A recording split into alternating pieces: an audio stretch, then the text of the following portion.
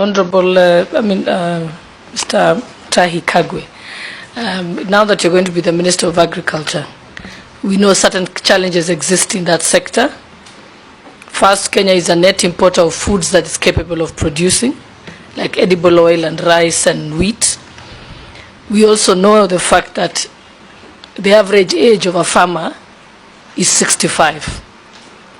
Yet, our population is highly youthful. If you're approved for this appointment, what strategies will you employ to make agriculture more attractive and profitable to young people so that we can ensure that we have food security in the future? Thank you. Go ahead. Thank you very much, Mheshimiwa.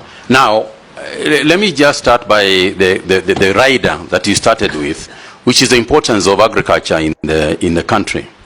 And to say that over the years, the problem that you have alluded to, the issue of food importation, the issue of youth, has been around with us. The framework on which the current agriculture ministry is being run, or is agricultural sector transformation and growth strategy. Mr. Chairman, I want to raise this issue broadly to say the following. First, there has been a misguided notion, I think, over the years that we have all made. And that is to say that the focus, the initial focus of everything in agriculture is production.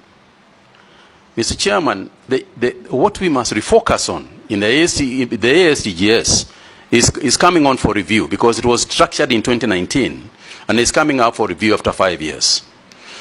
Mr. Chairman, the only way that agriculture is going to be the kind of industry, the kind of structure, the kind of mainstay for our people that we are ever going to construct is if the farmer becomes a central consideration of everything that we do. Mr. Chairman, until and unless the farmer looks at his profit and loss statement and sees that he is making more money than he is spending, we are going to continue having issues of food security. We are going to continue having issues of underproduction of food items, as well as cash crop items, as well as livestock items. So the focus to me, and what we must begin to philosophize about, has got to be, how do we put more money in the farmer's pocket? If we ask ourselves that statement, and I want Mr. Chairman to say that I recall very distinctly that when I was appointed Cabinet Minister for Information, and I tried to figure out how to deal with the many problems that were there, we arrived at one sentence: let's take a telephone and it works. Everything else we do around us must be focused on that issue. Whether we are going to get international gateways, whether we are going to license other players in the market, it is all should be about the concept of a telephone working. Similarly, if we are going to revive agriculture, the only way we are ever going to do it is when the farmer is profitable. When the farmer is profitable, we'll have enough food. When the farmer is profitable, we'll have enough for exports and so on.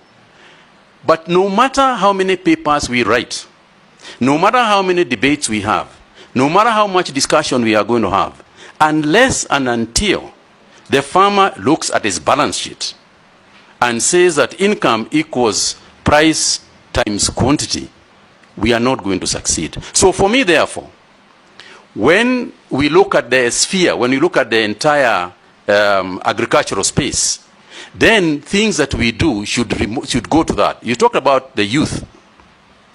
Youth today, Gen Zs, millennials and others, are about one thing if they are going to go to business. It's about profit. It's about making money. No youth is going to go to agriculture because we are urging them to go there. They are only going to go to agriculture if they are going to make money. And the only way they are going to make money is by taking the necessary steps that we have to make in order for agriculture to be responsive to profit making. Now, Mr. Chairman, this is very broad, and therefore you allow me space just to expand a little bit. There are many activities within the agricultural sector that we have to carry forward, that we have to do. For example, just to take youth as an example. In order for us to attract the youth into agriculture, youth have no land to grow food on. A lot of the young people don't have land. So we have to think broadly about how can we afford them land first. There is a lot of land, ADC and other organizations, private sector, land that is lying idle, that is not being used, that we can lease to these people. Now, in order for us to lease land to these people, we have got to make sure that the land, that the use of the land that they are getting is going to be profitable to them.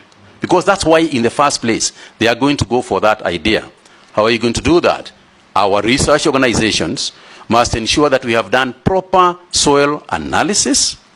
Our seed people must have the correct seeds so that people can plant seeds that germinate, seeds that produce the correct product. We have got to plant the right crops in the right places so that they can grow en masse and produce more per acre. So we have got to use the technology because youth are interested in technology. And also we have to define, when we say that the youth should be involved in agriculture, which part of agriculture are we talking about? Because it is not just about growing to grow crops. For example, tourism in agriculture is being involved in agriculture. You know, you travel all over the world and you see yourself being taken to places where they grow all sorts of things in other nations. We want people to come to Kenya also to see our agriculture. That's an area that can be attractive to the youth. There is fintech and agri-finance. These are the areas that the youth are going to be interested in.